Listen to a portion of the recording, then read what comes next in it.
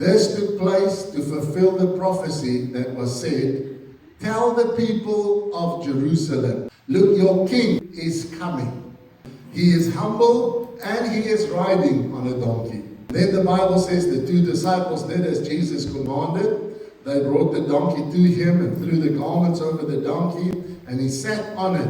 Most of the crowd spread their clothes and their garments on the road ahead of Jesus.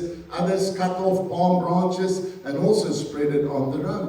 And the people all around him were shouting, "Praise God for the Son of David." Hosanna to the Son of David.